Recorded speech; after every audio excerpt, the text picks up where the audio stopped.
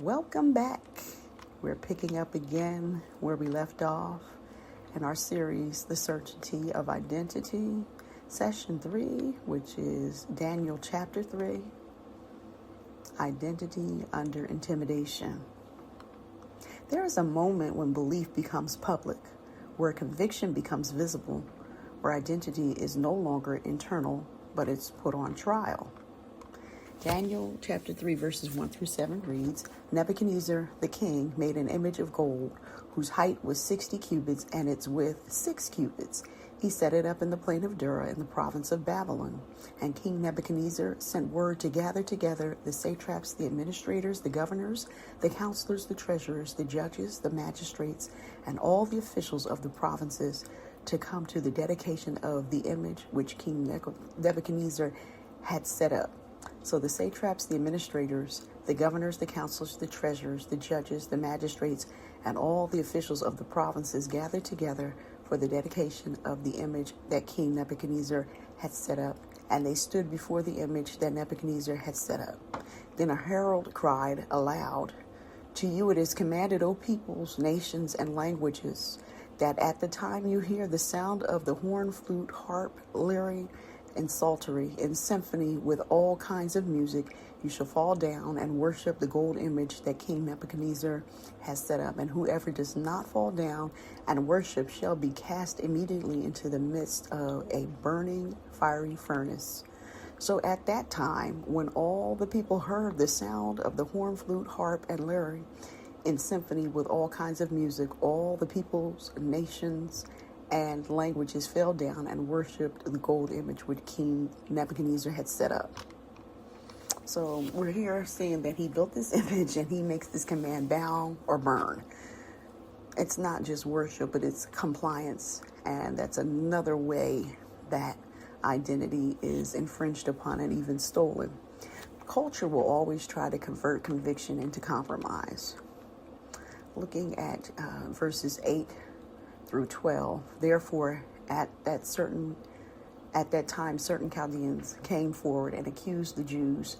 They spoke and said to the king, King Nebuchadnezzar, O king, live forever. You, O king, have made a decree that everyone who hears the sound of the horn, flute, harp, lyre, and psaltery in symphony with all kinds of music shall fall down and worship the gold image, and whoever does not fall down and worship shall be cast into the midst of a burning fiery furnace.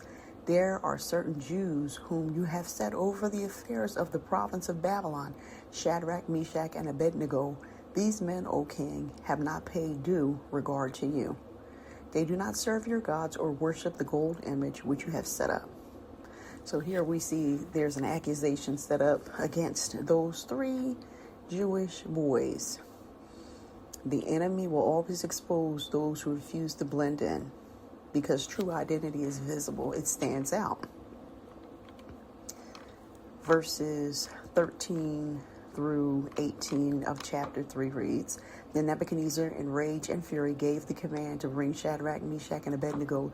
So they brought these men before the king. Nebuchadnezzar spoke, saying to them, Is it true, Shadrach, Meshach, and Abednego, that you do not serve my gods or worship the gold image which I have set up? Now, if you are ready at the time you hear the sound of the horn, flute, harp, lyre, and psaltery in symphony with all kinds of music, and you fall down and worship the image which I have made good. But if you do not worship, you shall be cast immediately into the midst of a burning fiery furnace. And who is the God who will deliver you from my hands? Shadrach, Meshach, and Abednego answered and said to the king, O Nebuchadnezzar, we have no need to answer you in this matter. If that is the case, our God, whom we serve, is able to deliver us from the burning fiery furnace, and he will deliver us from your hand, O king. But if not, let it be known to you, O king, that we do not serve your gods, nor will we worship the gold image which you have set up. So this was a response of resolved identity. They answered, we're not careful to answer you. That was bold and, was a declaration. And it was not speaking to this person with the respect that he thought he deserved. He actually thought he deserved to be worshipped. So can you imagine how he must have felt to hear his command being just straight forwardly and boldly defied. But they declared, God can deliver, but even if he doesn't, we will not bow. This is the highest level of identity, faith without conditions. It doesn't go contingent upon the circumstances. It remains regardless. Verses 19 through 27 reads as follows. Then Nebuchadnezzar was full of fury, and the expression on his face changed toward Shadrach, Meshach, and Abednego. He spoke and commanded that they heat the furnace 7 times more than it was usually heated. And he commanded certain mighty men of valor who were in his army to bind Shadrach, Meshach, and Abednego and cast them into the burning fiery furnace. Then these men were bound in their coats, their trousers, their turbans, and their other garments, and were cast into the midst of the burning fiery furnace. Therefore, because the king's command was urgent, and the furnace exceedingly hot, the flames of the fire killed those men who took up Shadrach, Meshach, and Abednego. And these 3 men, Shadrach, Meshach, and Abednego, fell down, bound into the midst of the burning fiery furnace. Then King Nebuchadnezzar was astonished, and he rose in haste and spoke, saying to his counselors, Did we not cast 3 bound into the midst of the fire? And they answered and said to the king, True, O king. Look, he answered, I see 4 men loose, walking in the midst of the fire, and they are not hurt. And the form of the 4th is like the Son of God. So we see here that, he not only was he angry, but he was really inflamed. And so he turned up the flame 7 times hotter than normal. And it was so hot that the people who were coming near to throw them into the fire killed them. But then something shifts. Once they're in the fire, the 3 are in the fire, and they're not burned at all. They're revealed. And then a 4th man appears.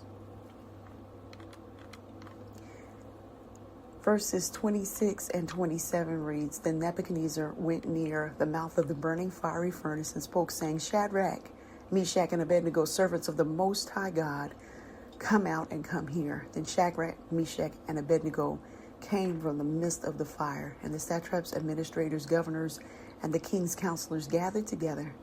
And they saw these men on whose bodies the fire had no power. The hair of their heads was not singed, nor were their garments affected, and the smell of fire was not on them. So we see here that the fire does not destroy true identity, but it reveals who walks with you. And that had to have been amazing. And it struck awe and a sense of fear and regard for the true and living God. It made Nebuchadnezzar testify to the greatness of God.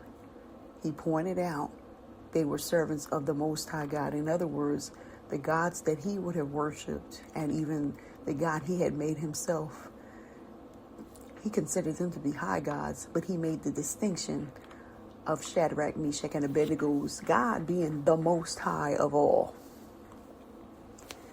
Verses 28 through 30 read as thus. Nebuchadnezzar spoke, saying, Blessed be the God of Shadrach, Meshach, and Abednego, who sent his angel and delivered his servants who trusted in him. And they have frustrated the king's word and yielded their bodies, that they should not serve nor worship any god except their own God. Therefore I make a decree that any people, nation, or language which speaks anything amiss against the God of Shadrach, Meshach, and Abednego shall be cut in pieces, and their houses shall be made an ash heap, because there is no other God who can deliver like this. Then the king promoted Shadrach, Meshach, and Abednego in the province of Babylon. He made a public vindication of them. He acknowledged their God. And what intimidation tried to silence, fire made undeniable. If your identity only works when it is safe, it is not yet settled. Next week, we move from fire to the palace, where identity is no longer attacked, but it is observed. Until that time, when we meet again, May heaven smile upon you. God bless.